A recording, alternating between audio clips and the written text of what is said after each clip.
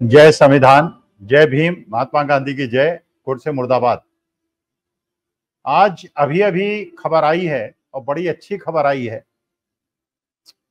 अशोक तंवर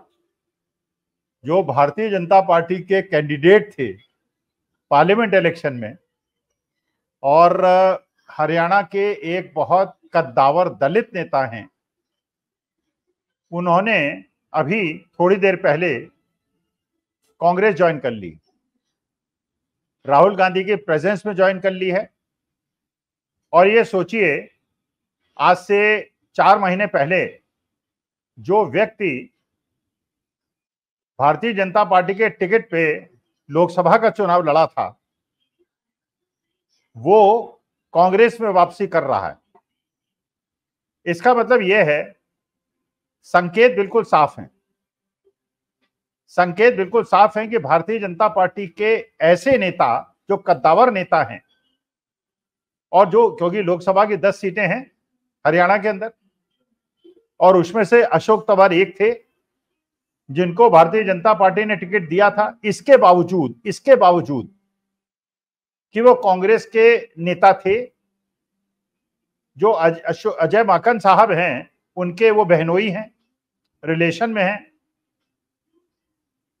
अजय माकन साहब की बहन अशोक तंवर को ब्याही हैं और वो हरियाणा प्रदेश कांग्रेस कमेटी के अध्यक्ष भी रह चुके हैं। लेकिन उनके बारे में ये खबर फैलाई गई थी कि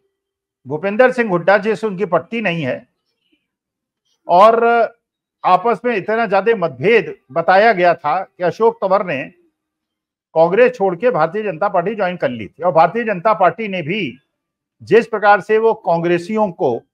पलकें बिछा के उनका इंतजार करते हैं और उन्हें टिकट देते हैं पार्लियामेंट और असेंबली का और राज्यसभा का, उसी प्रकार से अशोक तंवर साहब को उन्होंने ओबलाइज किया था, ये सोच के कि हरियाणा में जो कांग्रेस का सबसे मजबूत वोट बैंक है वो जाट वोट बैंक है, किसान वोट बैंक है, पहलवान वोट बैंक है और दलित वोट बैंक है। बाकियों में भी हस्तक्षेप है, लेकिन ये वोट बैंक बिल्कुल सॉलिड हैं। किसान भारतीय जनता पार्टी से रुष्ट हैं, पहलवान भारतीय जनता पार्टी से रुष्ट है और पहलवानों का एक हमारे हरियाणा के अंदर पहलवानों का समाज में और ग्रामीण समाज में बहुत ज्यादा सम्मान है, क्योंकि वो हरियाणा को और देश को हमेशा से गौरवान्वित करते रहे। इसके अलावा एक समाज जो सेना के जवानों का वर्ग है, युवाओं का वर्ग है, जिसको हमेशा से सेना में नौकरी मिलती थी और अचानक अग्निवीर लाके उनको सारी उनकी मेहनत पे पानी फेर दिया गया, एक वर्ग वो भी आज के तारीख में भारतीय जनता पार्टी से रुष्ट है। लेकिन भारतीय जनता पार्टी ने जो एक रणनीति बनाई थी कि जो भी कांग्रेस का असंतुष्ट व्यक्ति हो या भारतीय जनता पार्टी को लगता है कि ये वहां पे अपने को एडजस्ट नहीं कर पा रहा है, उसको भारतीय जनता पार्टी ने अपने पास ले लिया। चाहे वो अमरिंदर सिंह हो, चाहे सुनील जाखड़ हो, चाहे अशोक तंवर साहब हो, या उत्तर प्रदेश में भी अशोक चौहान, महाराष्ट्र के अंदर बहुत सारे नेता ऐसे आप उंगलियों पे गिन सकते हैं, हजारों हैं। आपको पता ही है कि सुनील जाखड़ जो कि पंजाब प्रदेश भारतीय जनता पार्टी के अध्यक्ष हैं और जो बलराम जाखड़ साहब केंद्रीय मंत्री रहे, गवर्नर रहे और गांधी परिवार के बड़े नजदीक थे, उनके पुत्र हैं, वो भारतीय जनता पार्टी के अध्यक्ष होने के बावजूद कई मीटिंग से, पिछली 3-4 मीटिंग से नदारद, और उनके बारे में भी ये खबरें हैं कि वो किसी भी समय भारतीय जनता पार्टी को छोड़ सकते हैं। अशोक तंवर साहब का जो 4 महीने पहले पार्लियामेंट का इलेक्शन भारतीय जनता पार्टी के सिंबल पे लड़े हैं और चुनाव हार गए थे, उनका कांग्रेस में ज्वाइन करना, ये भारतीय जनता पार्टी का आज के तारीख में, जब 5 तारीख को वोटिंग होने वाली है और 3 तारीख को ये अंतिम प्रहार है। और यह भी दिखाता है कि राहुल गांधी ने जिस प्रकार से अपनी रणनीति बनाई, आखिरी 3 दिन उन्होंने अपने को हरियाणा के अंदर झोंक दिया। प्रियंका गांधी ने उनका साथ दिया,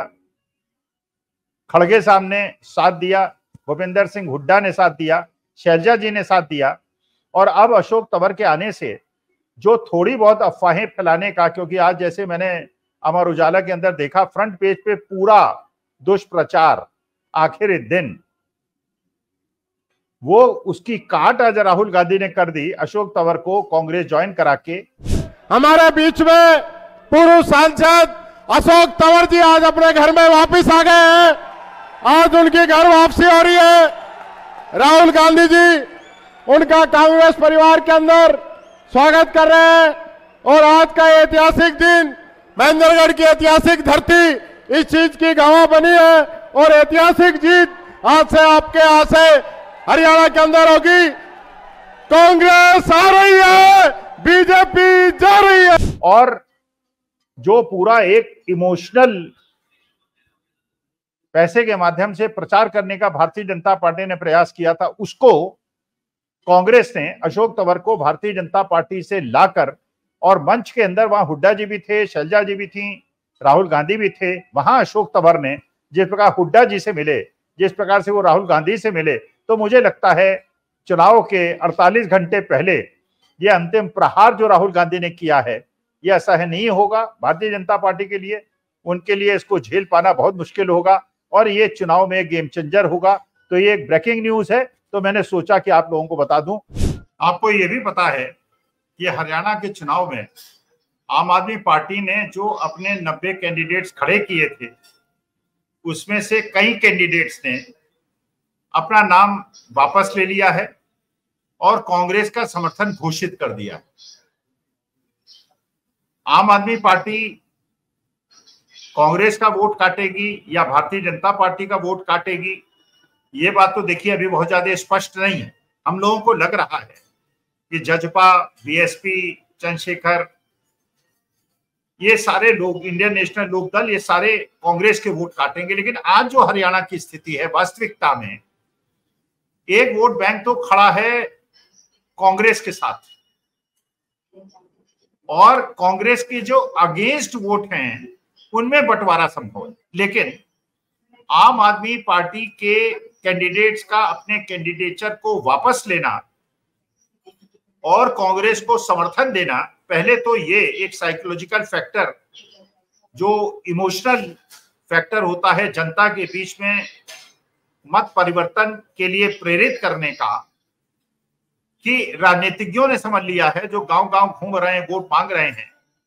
ये सरकार तो कांग्रेस की आनी,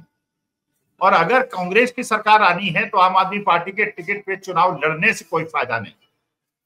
और अशोक तंवर साहब ने जिस प्रकार से ये निर्णय लिया है, राहुल गांधी के प्रेजेंस में उन्होंने कांग्रेस पार्टी को ज्वाइन किया है, तो मुझे ऐसा लगता है, जैसे पहले भी मैंने निवेदन किया था, कि अभी देखते जाइए क्या क्या होगा, कौन कौन लोग भारतीय जनता पार्टी छोड़ेंगे और क्या क्या रुख अपनाएंगे। एक नई खबर और भी है, वो भी ब्रेकिंग न्यूज है।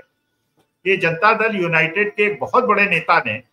ये कहा है कि नीतीश कुमार को प्रधानमंत्री बनना चाहिए। इसका मतलब हरियाणा की सुगबुगाहट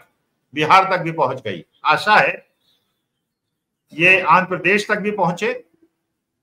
ये बिहार में चिराग पासवान साहब के पास भी पहुंचे, ये एकनाथ शिंदे महाराष्ट्र के साथ भी पहुंचे, और शरद पवार जी ने भी सुप्रीम कोर्ट में एक अपील दायर कर दी है कि अजीत पवार को घड़ी चुनाव चिन्ह के बेसिस पे प्रचार प्रसार करने से रोका जाए।